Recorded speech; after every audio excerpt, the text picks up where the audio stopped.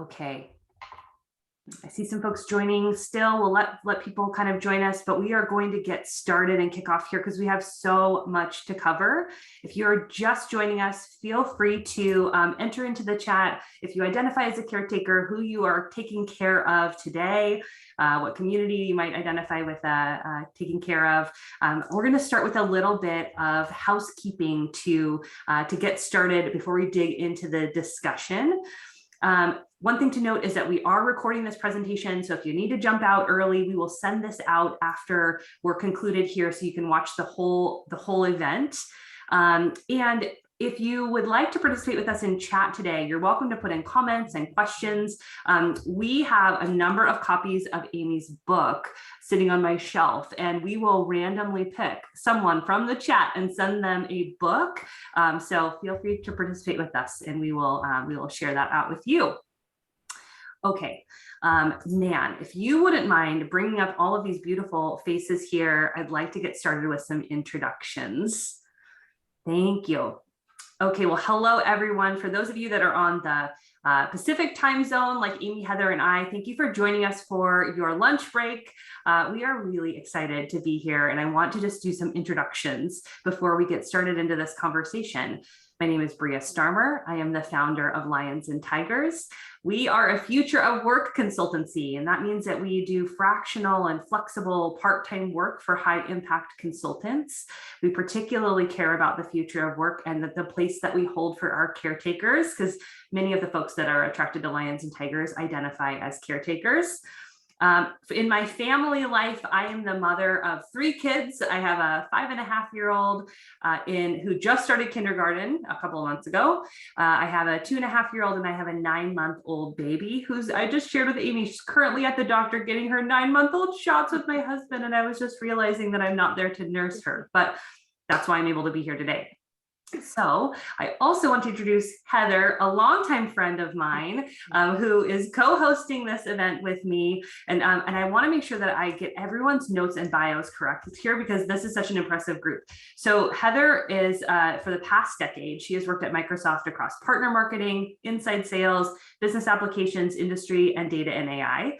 She has done everything from leading community strategy, event marketing, branding, partner engagement, and compete strategy. And she currently sits in the chief of staff role for the cloud marketing industry apps and data team. Heather sits in such an interesting position inside a very important team, inside a very important enterprise. And so her voice is super welcome in this conversation. Heather, can you please share with us a little bit more about your family? Yes, thanks for the intro. Happy to be here, everyone. Yes, I mean, you hit it, Brea, on the professional side. I love my job. I love what we do every day. On the personal side, I am mom to a 7-year-old, Scarlett, and I've got a baby on the way. I've got a baby due in January, so very excited about that. In terms of caretaking, I consider myself a caretaker not only of my child, but also of my husband. And, we could all burst out laughing, but I think that that's an important part of it too. My husband has been on leave of absence from his career since January, and, that requires care. I also have family members who are struggling with mental health, struggling in other ways. And I find myself to be the caretaker and the rock in many ways for my extended family as well. So for me, the caretaker definition takes on just more than my day-to-day nourishing of my child, but also of the people around me. Yes, thank you for sharing that and for identifying that definition, which feels so expansive, but personal to you. Mm-hmm. I'm really excited also to introduce you all to Amy Henderson, who has just been such a glowing light. I've shared with her that I'm a huge fangirl of her work. I found her a couple of years ago, thanks to Sarah Peck and her wonderful podcast called Startup Parent. And I've just followed Amy's work for a long time. And I reached out to her and I said, can I please interview you? And she said yes. And so I'm very excited to have her here today. If you don't know Amy, I want you to, because she is one of the nation's leading voices on the critical role of parenting and caregiving in developing this future of work conversation. She is the founding CEO of Tend Lab. And just let that sink in for a moment. Tend Lab, the idea that parents at work can be so powerful. So she consults to organizations to think about their parenting organizations and how to unlock them. She also co-leads a FamTech Founders Collaboration, and I would love for her to share a little bit more about that because there's some hot stuff happening there. And then, of course, she wrote this book. You don't have to have read the book for today's conversation, but I have gobbled it up. There's like a bunch of notes in here. This book is called Tending: Parenthood and the Future of Work, and we're going to dig into that today. So Amy, please share with us a little bit about your family and your caretaking. Yeah, thank you for that beautiful introduction. It really means a lot to me. So I have 3 kids. When I started Tend Lab, they were all under the age of 4, and now they are 6, 8, and 10. So we've been where you are, Brea. And so I caretake my 3 kids, and then also, this past summer, we found out that my stepdad, who's been my dad since I was 4, has 4-stage cancer. And so I've also been helping to care for him. And that's been a whole journey. And also watching my mom caretake for him has given me a depth of understanding for what it means to be a caretaker for a spouse. I didn't understand that as much. I knew the research said that it was harder to be a caretaker for your partner than it was the financial, social, mental, physical impact on spousal care was greater than any other type of care. And I didn't know that until I saw it firsthand. Or I'm seeing it firsthand, I should say. And I'm also a somewhat caretaker for my 98-year-old grandfather who still lives alone, drives, and dates. Whoa. Okay. Hubba. Right? He's pretty cute. I would guess so. Oh my goodness. All right, Amy. Well, thank you for sharing all of that. And it's just so interesting, all the identities that we all can hold simultaneously. Before we move too far into this important discussion, I want to make sure that we take a moment. And Heather has offered to do a land acknowledgement for us. So Heather, could you do that for us now? Yes, I would love to. Halito in my Choctaw native language. My name is Heather Doran. I'm a member of the Choctaw Nation of Oklahoma. And today I'm just excited and proud to kind of be able to share with you, what is a land acknowledgement? And for some of you, this might be your first experience of having a land acknowledgement at a gathering. For those of you who might be unfamiliar, land acknowledgements are just really a simple, powerful way to show respect to Native American and Indigenous people. It helps to correct the stories and practices that erase Indigenous people's history and culture. I'd like to acknowledge that we're meeting today in a virtual environment, primarily across Indigenous lands of Turtle Island, which is the ancestral name for what is now called North America. I'm joining you today from the Coast Salish and Duwamish territories. It's near where the Microsoft campus is located, near Lake Sammamish. And I'd like to invite you just to take this moment to really connect with the land that you are currently standing on, build a relationship with Mother Earth that provides for all of our relations. And no matter what part of Mother Earth your family originates from, just recognizing that we're all in relationship and responsibility to the land. And in this moment, we acknowledge Native and Indigenous people who have come before us, who have curated this land, and we pay respect to the elders past, present, and emerging. So thank you. Thank you for the opportunity. So beautiful. When we were preparing for this event, we all met to sort of brainstorm how to make this so useful for you all. Amy did a centering exercise for all of us as speakers, and we thought that would be a useful tool before we dug into the important topics ahead. So Amy, would you mind guiding us through that next? Yeah, sure. So I have about a 20-year meditation practice, and one of my teachers shared with me, and I've since found that this is actually a couple different cultures have found this to be also a similar place within our body that carries a similar resonance. But one of my teachers who comes from the Tibetan lineage taught me that this region right here on your body, so it's sort of above the nipple line, about a couple inches in between your chest right here, it's called the hara. And the metaphor for it is that before you were born, there was a pearl inserted right here with your soul's instructions for your life on it. And that when you get close to or are in alignment with what you came here to do, you feel this part of your body light up. It's like I like to think of it sometimes like a hook that calls me forward, and I can feel it sort of resonate or get warm sometimes, or even tingle sometimes. And so when we were preparing for this, I said, hey, let's all think about this region of our bodies so that we can say what we need to say to be of service to those who are listening, and that we can hear what we need to hear to be of service to our own ability to be impactful in this lifetime. Ooh, I love that, calling us into this moment, Amy. Thank you. And so following that, Nan, I'm talking to Nan. Nan Jackson is a member of our team from Lions and Tigers, and she's helping us today. Nan, would you mind pulling up the poll? So we wanted to launch now from that into a poll to really just see where everyone's at. See why you joined today. Why did you spend this hour with us? So the question is, what do you most hope to leave today knowing? Please answer in the way that feels the most right for you today. Maybe this is a sense of togetherness. Maybe it's a vocabulary you're looking for, advocacy you may seek, or maybe just an understanding of the link between having a baby and the unlock that might have for you.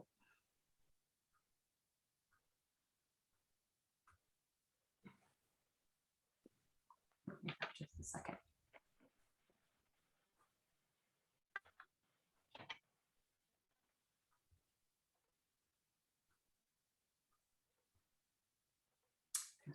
There's not an option for be a fangirl of Amy, so I don't really have an answer to this one. Nan, are you able to show the results?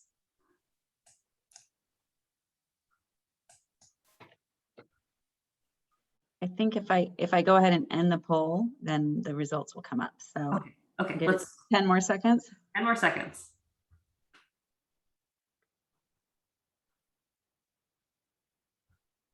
Okay.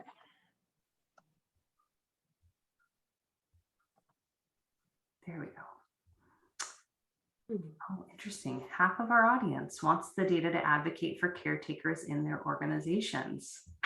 Okay, I love that. But we do have some folks seeking connection, some vocabulary, and just wanting to understand this work more. So that's awesome. Thank you for sharing that, everybody. Okay, so let's get into some of the research, some of the findings. I want to dig in with Amy and Heather. So I want to just sort of start a little bit by sharing with you like just how this book came to me, and then I want Amy to share with us like where this came from, like how this book came to be. I love if you look on the back of the book, Sarah Lacey is another person, of course, I follow intensely. She calls this book a primal scream. And I just thought, like, what an amazing description of a book. And I just think we all needed this. So thank you, Amy, for spending so much time and care tending to all of us in writing this book. I know how much work that must have been. And there's something I wanted to share out of the book. You all will find me referencing the book in my notes a lot. I wasn't a great student, so this is a real hard exercise for me, but I love this topic. So this is what I thought was so powerful, Amy, in the introduction here, is that, that you are so curious in how parents are treated and held and protected and supported as the greatest reflection of a nation. It serves as a mirror into our culture, because how we parent is the foundation of everything. What we value, what we stand for, who we are, and who we're becoming. Boy, that really enticed me to want to learn and read more. So Amy, I'd love to give you the stage to share a little bit about the process of this book and what you found through this journey. Great, thank you so much. I'm so flattered that someone who I admire so much, Brea, with the incredible work you've done, has found value in the book. So thank you. Nan, would you mind pulling up the deck?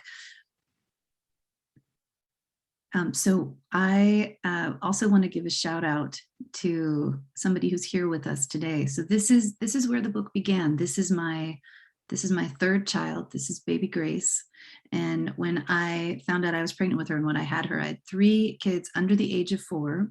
And I was running an organization called Yes We Code, which I'd co-founded with Van Jones and the support of the Rockstar Prince around increasing racial diversity in the tech sector. And there's actually somebody here named Mary Scotton who's with us, who I know from that work.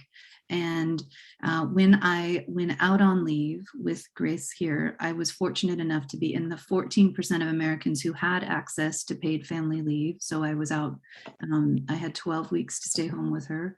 1 out of 5 women in the US has less than 2 weeks of leave. I just want to acknowledge that I was incredibly fortunate to have that. And when I was out, I felt like I was staring down the barrel of a gun. How was I going to maintain my career and manage being a mom of 3 kids? And I started calling up the working moms I most admired to say, how in the hell are you doing it? And this eventually became 237 interviews with both moms and dads. And Mary Scotton, who's here with us, is one of the moms that I interviewed. And I want to just give huge gratitude and appreciation to all the people who spent, a significant amount of their time sharing with me their personal raw stories of their journey. 2 things happened in these calls.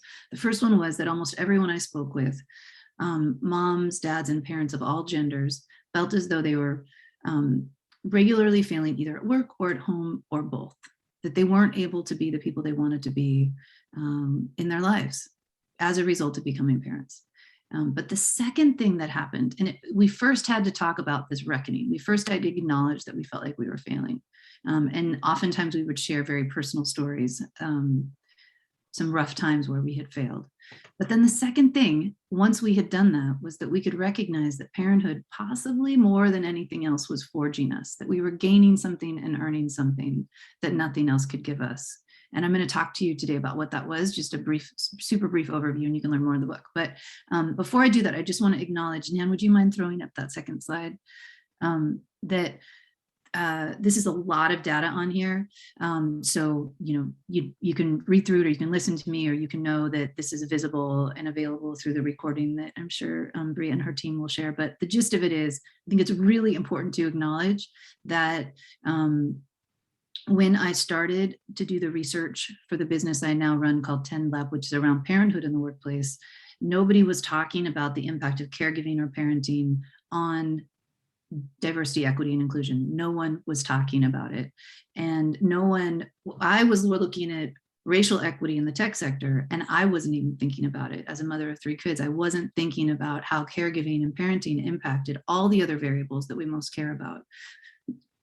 So if you walk away with anything from this slide, walk away with the understanding that people who are already the most marginalized are those that are more likely to be impacted by parenting and caregiving responsibilities. And if you want to create an equitable workplace, and you want to advocate for an equitable workplace, which is what so many of you put in the chat on the poll, then you need to recognize that this is a critical variable for supporting an organization that is equitable. You have got to look at parenting and caregiving. Okay, next slide. Okay, so this is the thing that blew my mind. And I'll be honest with everybody here. When I first started this work, I didn't want to interview dads. I didn't think they would ever understand what mothers went through. I just didn't think they would ever get it. And then I discovered this incredible research from Dr. Ruth Feldman. She's a neuroscientist at the Yale School of Medicine. And she's found that the dad's brain is as malleable as a mother's brain, or any parent of any gender can experience the same transformation as a primary care breastfeeding biological birth mother, but only if they show up for the job. So parenthood changes our brains. Now, would you mind throwing the next slide up? And this is true for dads and non-birth parents of all genders, if they show up for the job, to the degree that they show up for the job. Next slide, Nan. So here's your brain on parenting, which is this. I've done workshops and presentations in a bunch of different companies, and this is one of my favorite slides because it really helps you grapple with it. So the way that a primary care birth mother will first show up for parenting in terms of the way her brain changes is through the amygdala and the limbic system. So it's what I like to think of as like our instinctual brain. So this is the part of your brain where if you're a mother and your baby starts crying, you'll automatically let milk down, and you won't think to yourself, oh, I think my child might be hungry, so I'm going to need to provide milk for my child. You look down and you will be leaking milk. It's the instinctual part of your response to your child's needs. And when you carry a child, birth a child, have skin-to-skin contact with a child, breastfeed a child, you prime your neurological network to activate this region, and it allows you to instinctually respond to your child. Men and non-birth parents first show up for parenting through what they call the STS network. And these are later developing from an evolutionary standpoint cortical structures, and they're associated with mentalizing behavior. So this is where when a dad sees a baby crying or a non-birth parent, they think, okay, it's a laborious thinking process. Are they hungry? Are they thirsty? Are they tired? And it's clunky. It's not instinctual.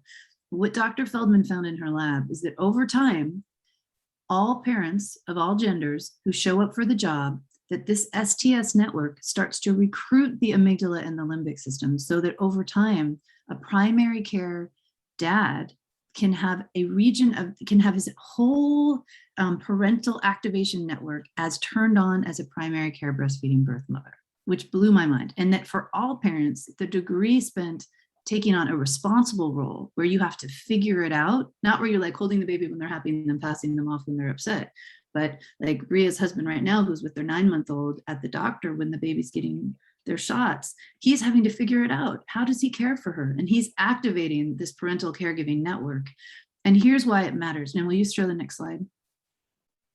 The greatest potential for plasticity in the adult human brain is in the years surrounding the birth of one's child. Like, just take a minute with that. Your brain will change more during the years surrounding the birth of your child than at any other time in your adult life. I didn't know that. This is my 3rd kid, and I did not know that I was experiencing a drastic neurological change, unlike any other period in my life. And here's the thing, those changes, research indicates, are likely to last a lifetime. So what happens during that year really matters. It really matters. Next slide, ma'am. So then I did, like I mentioned, I did 237 interviews, and I coded those interviews with a data scientist. I matched them with research from other fields, including the neuroscience, also evolutionary biology, and discovered that these are the 5 skills that parenthood, when a parent gets the support they need, is likely to unlock: efficiency and productivity, emotional intelligence, courage, capacity to collaborate, and purposeful action. These are the skills that we need in the modern workplace. And these are the skills that parenthood, possibly more than anything else, neurologically primes us to develop. Nan, last slide. Stay in touch. And then I think we'll have all the contact information afterwards. One really quick plug is that, up until now, all the work that I've done through 10 Lab has been directly inside companies. We've never worked with individuals at all.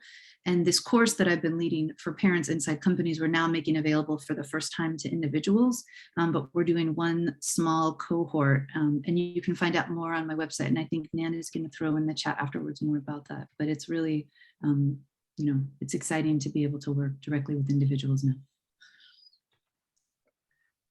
Amy, thank you so much.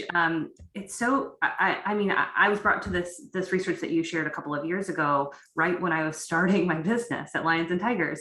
And there was just like this huge aha moment of like, oh, okay, that's why I feel so creative and so primal and so like voracious about change. I mean, it sort of answered all of these questions I had been looking to answer. So thank you for making that so succinct. So community. So here's where we're going to go next.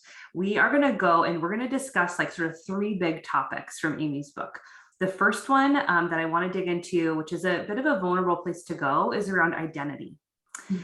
The next section I want to talk about is what's in it for business, especially knowing that we've got a bunch of advocates here that are thinking about that topic. And then lastly, I want to talk a little bit more about inclusion and our broadening lens of inclusion. Okay, so that's where we're going to go. Okay, so I'll kick off the very first question, and then Heather, I want to make sure you've got time in here too. So I want to start at the beginning, Amy, because when you get to the start of this book, the 4th sentence in to your book says, "Becoming a parent forced me to surrender my identity." And I was like, oh, we're going there. 4th sentence in. That sounds great. So I really want you to talk a little bit about this, like before kids and after kids, and the identity changes and shifts that happen for you, like what surprised you during that experience. Yeah. Thanks for asking that. Well, like I write about in the book, becoming a mother wasn't the first time I lost my identity. The first time I lost my identity was about 20 years earlier when I came home from the Peace Corps with post-traumatic stress disorder. And I spent a very long time putting myself back together. My family and friends, we refer to Amy post Malawi, that's where I was in the Peace Corps, as Humpty Dumpty, and I just sort of fell apart. And I now am incredibly grateful for that time, because it forced me to develop tools, practices, techniques, and a wisdom that I needed to put myself back together. And then when I became a mother, I felt the same thing happen. A working mother, a mother of any nature, it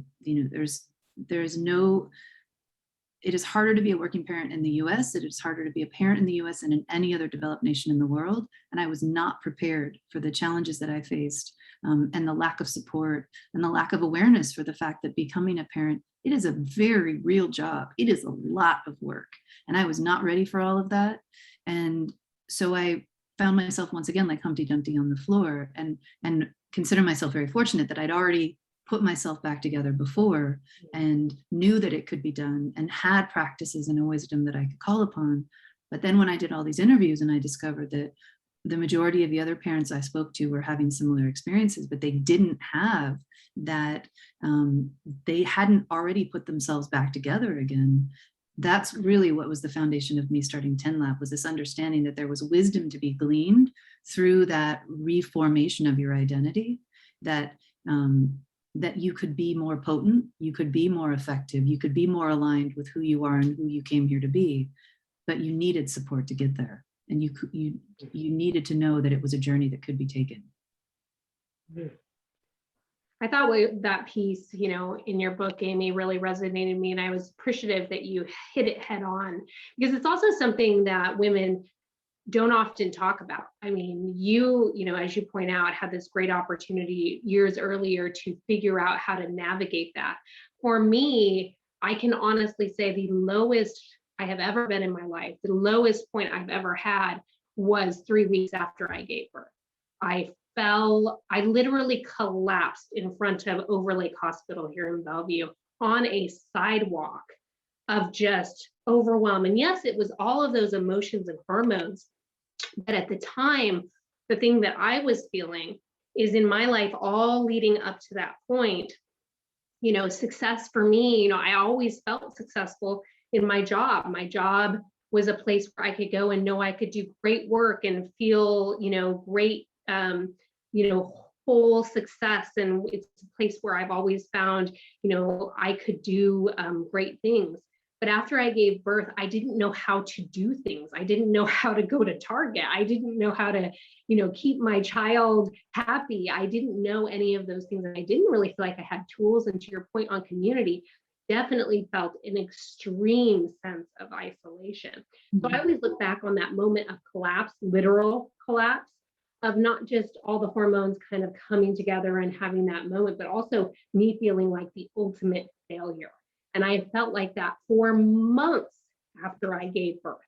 And I have ultimate gratitude and continue to be a huge advocate for more time off for people who have given birth and parents in general. Right now, I'm very heavy advocate on those who suffer miscarriage as well. I'm very open. I've suffered 6 miscarriages in 3 years, and just how much, just for me, not beyond the biological piece of it, the failure, how hard that hit me, and how it literally took me 4 to 5 months to get back on my feet, feel like I could navigate day to day, and then go back to that very heavy workload of a full-time job as well. But it took me months, of which the vast majority of people don't have that grace. So definitely hit home for me, Amy. So I'm so curious Heather, thank you for sharing your story. Your story is so powerful in so many ways, and I think connects so many of us. It inspired, there was a piece of the book that inspired for me, Heather. Amy, you talk about the wisdom of the mother, capital T, capital M. You were talking to yourself, and this like sort of mantra of connection when you were feeling so low. You said, you are strong and courageous. Your love is bigger than the pain of their rejection. You are loved, you are met, you are held, you are not alone. It actually makes me a little emotional to think about it, because What surprised me from an identity perspective is I didn't know about that community. Like I didn't know that I was entering into the sisterhood that I desperately needed at the time. Like it met me where I needed it. So even in those little moments, I think you talked about this, Amy, like the lineage component of being a mother just gobsmacked me throughout the process. So I'm wondering for both of you, even how you stayed connected to your identity during these moments where you felt disparate, like you felt off track or off you. Yeah, one thing I think is really important to call out about that moment in the book, or in general about this idea of calling upon a lineage, is that passage has caused a lot of pain for people who've read the book who don't feel as though they have a biological lineage that was caring and nurturing. And in fact, when I gave the book to my mom, she said she didn't feel like she had gotten that from her own mother. And but there are other people who didn't get it from their own mother and who read that and thought, I don't have that to call upon. I don't have that physical, visceral memory of having been tended to when I was a small child. And if you don't have that, that's a painful reckoning to come to. But what I would say is that the lineage that you call upon doesn't need to be your biological lineage. And in fact, some of the strongest forces when I call them in are not people that share my blood, but people who I feel a deep kinship with and who I want to be able to source myself from the wisdom that they represent, the way they represent it to me. And so this idea of calling in this larger archetype of the mother who was, bigger than any one of us and more capable than any one individual human has really serviced me. And I think of her as this sort of force that moves through all of us, regardless of our gender, when we need to be cared for, when we need to be tended to, or when we need to be able to do it for others, but we can't figure out where to find that within our individual selves to give it. And it has been a really, really powerful awareness for me to open up to that and call it in and to invite others to do the same. It was not lost on me in Heather's land acknowledgement to the same reference, right? Like the sort of continual cycle here. It's so interesting. Heather, how about you? How about this identity question, especially knowing the high stakes of your daily life, like your work? How have you shown up as a mother at work? Yeah, I first will say that I did truly feel like I lost my identity when I had my child. So I feel like, and that exposes and unleashes a lot of very personal things, right? That like maybe I was too attached to my job as my identity. And I'm the first to acknowledge that, my day-to-day work is sometimes a retreat and a safe haven. I have to be very hyper aware of, well, why am I going into that mode? Why am I working more this week? What is it? What am I trying to hide from or retreat from? And so really always acknowledging that. But for me, the identity, then the evolution, which for me, I always felt like it took longer than others, but maybe it's because people don't talk about it either. But it took me a while to figure out, how do I have a multifaceted identity and be able to, really embrace that, and that, I can have all different parts of my life and be able to show up in that way. Whereas before I had a child, I feel like it was very singular and linear. I have a job, here is where I work, and I'm so happy to have that job and where I work, and it was very linear. So grateful for that evolution, but it took a long time. And then, I would just, fast forward to the last 7 years, as a parent who works full time. I've always, for me, it's always a check-in. It's always, how is this working? How is this working for me? What do I need to trade? What am I trading off? What am I giving up? Am I making the right trade-offs? Am I tending to the people who need me most when they need me most? And I would say my failure rate is pretty high, but it's always just being able to check in on that and being able to acknowledge. And I think I'm pretty honest. Like I feel like every day is a check-in, every day is a choice. And there are breaking points pretty much every day of like, is this worth it? Is the trade-off today worth it? How much longer can I keep doing this? What I mean by that is, being a full-time parent, being a full-time wife, being a full-time friend and place of solace for others, and work a full-time gig. And I think it's every day, it's just, lately I've found my inner voice saying, just keep going. And that's like, wow, okay, just keep going until something breaks or until the wheels fall off the train. And I think it's okay to admit that, that sometimes it's just really, really hard. And but I've acknowledged to myself that when that day comes, when it's too much, when the trade-off is too much, I have to be okay with walking away when that time comes. So just really coming to terms with being okay whenever I need to do that. Melissa says it's not a failure rate, it's your growth rate. I love that. I love that she said that. Yes. It's interesting because in my business, we specialize in part-time work. So we try to act as the bridge between having a full-time plate and nothing at all. Felt sort of bizarre to me that there was nothing in the middle, especially for folks who are highly capable. And so I talk to a lot of people who feel that same pressure of, I wish all of the pie pieces were bigger. And we find that the boundaries are incredibly critical in being successful. And that's true in full-time work as in part-time work. So I want to take that and shift our conversation a little bit into this next phase of what's in it for business. I have a lot of highlights on this one page here, Amy, about discrimination. Like there are a lot of stats, and that slide that you shared is actually terrifying when you think about the kind of bias and discrimination that exists in our workplaces against caretakers. It's actually one of the most discriminated against groups and some of the least researched, which is some of the work and passion that you're bringing to the world. And so some of these stats, sort of echo what you shared before. This one, that mothers are 79% less likely to be hired and half as less likely to get promoted. It's heartbreaking. And I personally experienced pregnancy discrimination. That is what started Lions and Tigers, because I wasn't employable. And so I started as a contractor, as a consultant, because it's all I could get.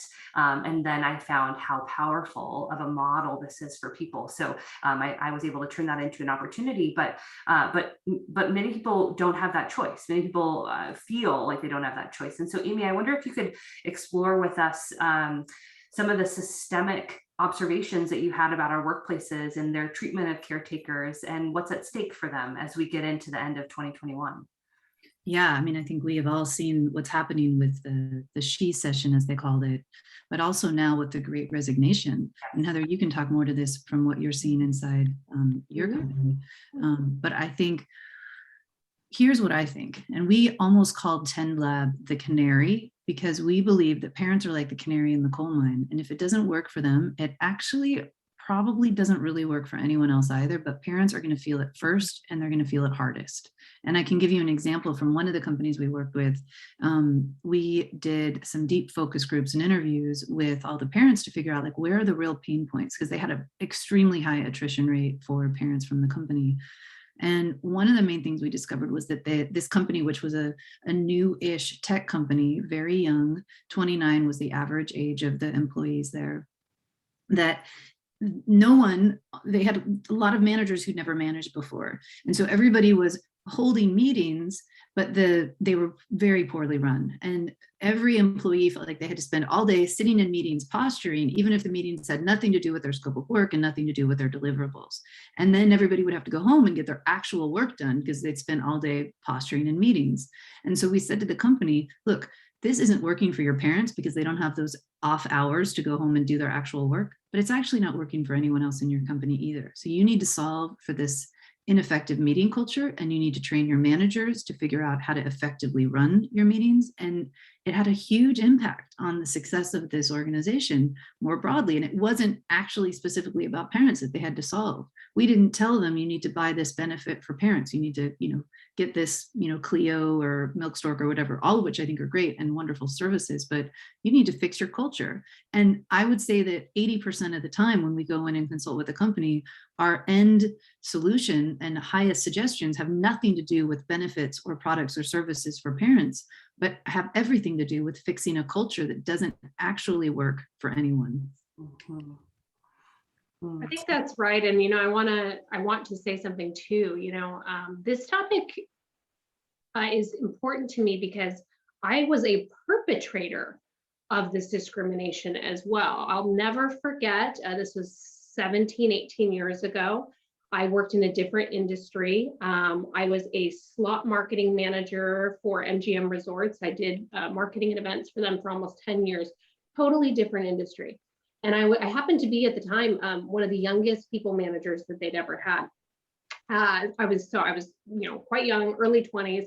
I remember distinctly looking at job applications and trying to decipher, is this a person that has kids or a family? Because I, at that time, could not understand or fathom how a person could come and work in that environment. It's a 24/7 business. It requires late nights, early mornings, sometimes staying at properties, working weekends. It's 24/7, always on. And I couldn't fathom how a parent could, with young children in particular, could actually work in that environment. So I actually weeded people out.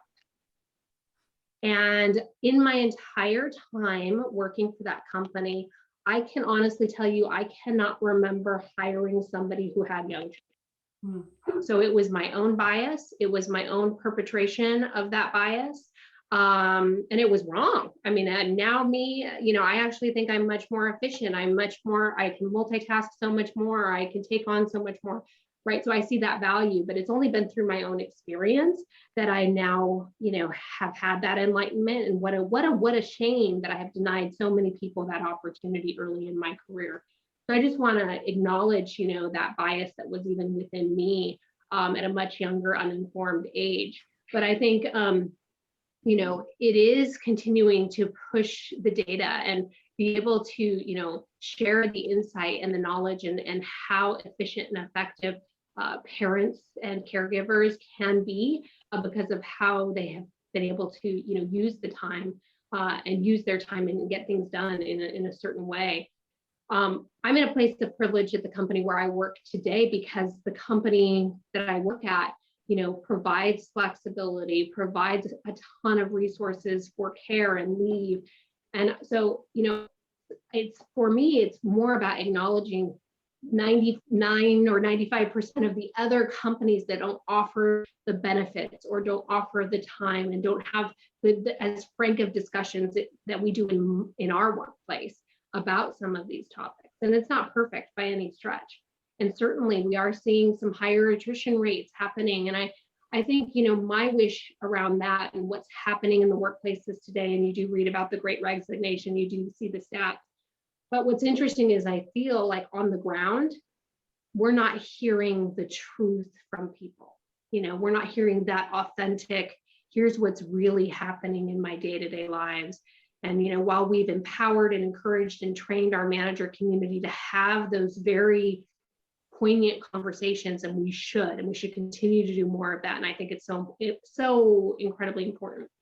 I also hope and wish that we can find a way for those that are impacted to speak their truth more and to speak more about what is affecting them, why they're making the decisions that they're making. Because I think until that happens, we can have this level of transparency and dialogue, it will continue to kind of happen a little bit in a vacuum. That's a concern that I have today. Gosh, that's so interesting, Heather. I mean, Heather and I have had drinks talking about EQ at work. This is just a topic that is so important and so pervasive. And I am wondering, Amy, do you think that the Great Resignation, or now I'm hearing it called the Big Quit, whatever they're going to call it, do you think this will be the trend that forces companies to pay attention? Like, is attrition going to be the thing that changes cultures? I feel like we're at a precipice. I think it's Sarah Lacey, who you quoted in the beginning. She's a part of this community of founders that I started a couple of years ago, who are mostly female, mostly mothers, but also there are some men and folks who don't have kids in the community also, and they're an important part of it. But she was saying recently at an event we were hosting that she is mostly negative about what she thinks the impact is going to be on women in the workplace and on women who are seeking venture funding for the ventures that we've started, because of all of the conditioning that has happened over the last year and a half with these pictures of mothers at home harried with babies. That all these pictures of, you know, the greasy hair and the sort of stress and anxiety of the experience, which is very real. You know, the American Psychological Association says that most working parents have been between a 7 and an 8 at their stress level over the last period. I know I certainly have. So it's very real that the stress has been there and that does have a negative impact.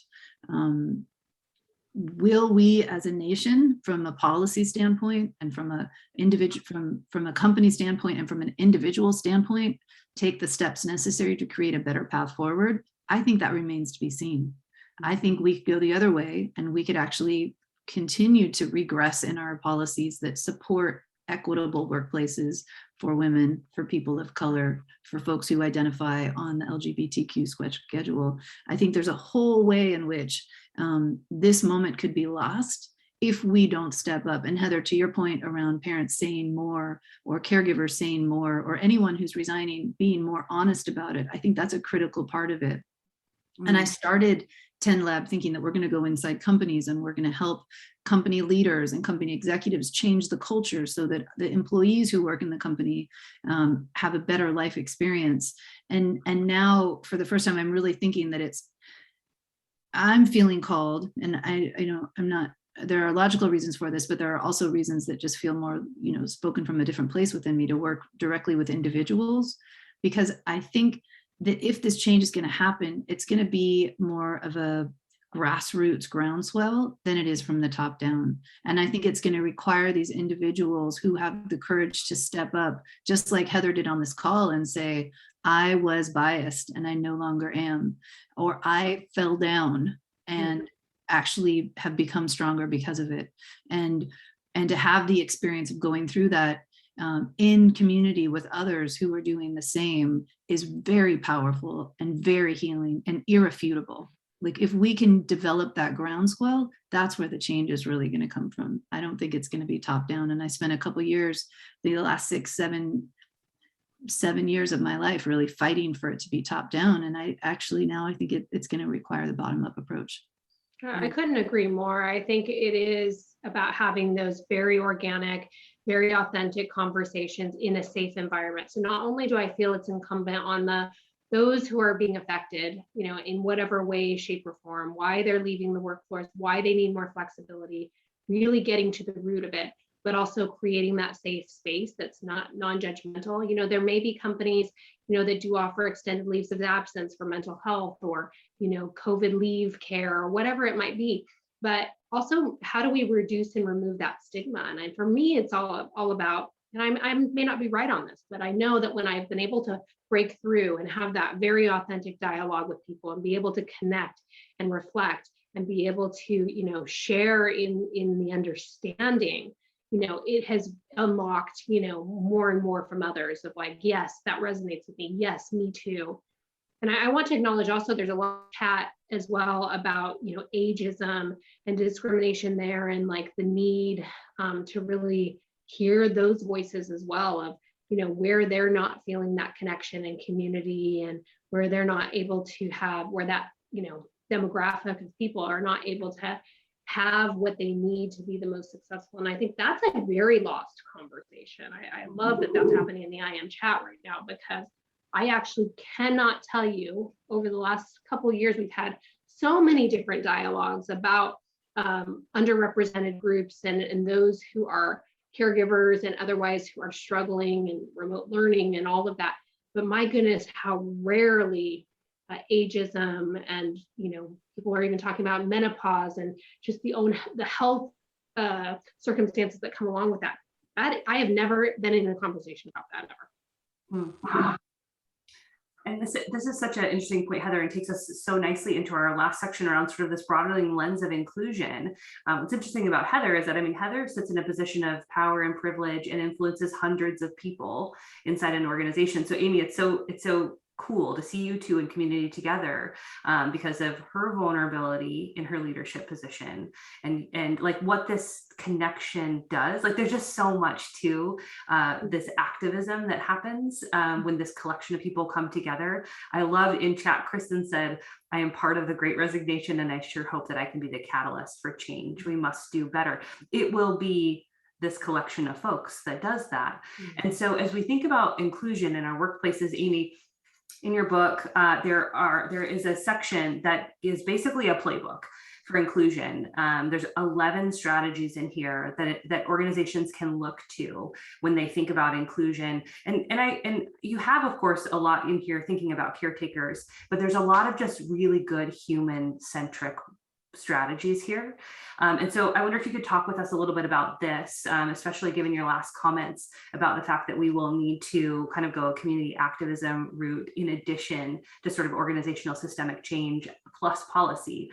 Are there strategies out of here that you found to be easier for people to advocate for out of this list or others? I'm trying to think about the folks that are hand raisers in our group. What should we encourage them to do?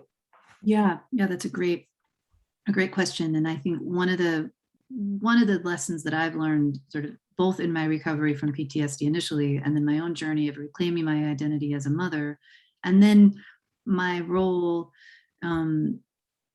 in trying to change the workplace for parents and building the ecosystem for founders to create ventures to solve for families. One of the biggest things I've learned in all of that is that we are stronger together than we are alone. And that the change we wish to create, we need community to heal. We need community to change and transform. And so if you are inside an organization, what I would say is find your peers, find those who are, if you have a parent ERG or a caregiver ERG, join it, whether or not you are a parent or a caregiver, and become an ally. Understand the challenges that community is facing and speak up for it.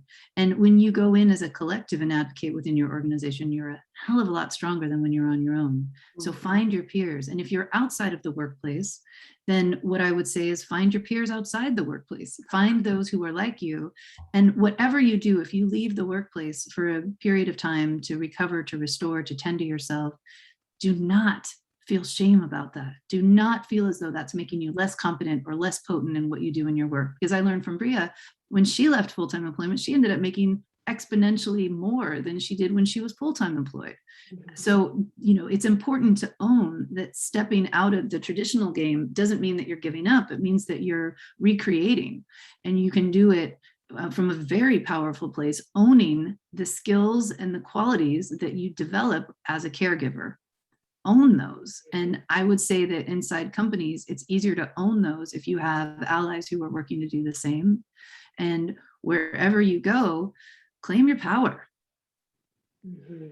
Oh, I mean, the power too. I mean, just of this group, I mean, I feel so lucky to spend an hour with you three. I mean, Heather is staying in, she is sticking in, she is fighting through, she is fighting for change during a time of even hardship as it relates to her motherhood journey. Amy, you are pulling research forward that is changing the way that we work, and I'm helping people exit into cushioned experiences. So it's just like all of us will have to contribute. And then as I even see in chat, I mean, I recognize some of these names in chat where we have DEI consultants, we have folks that are sitting that own ERGs. Like I see some of these folks over here. So it's so interesting to consider the power of this collection, even on this call today, of what could be done together.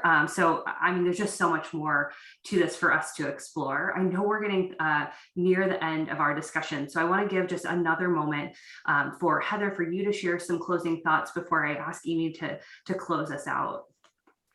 Yeah, I think just, my hope for this audience, and especially, given the poll results and who's on the call and, so many, in various positions of influence and power and caring for their own teams and caring for their own, staff, wherever you are, just open the dialogue, have those courageous conversations, be courageous in just asking all of those around you. I try to begin every one-on-one that I have with, how are you? How can I support you?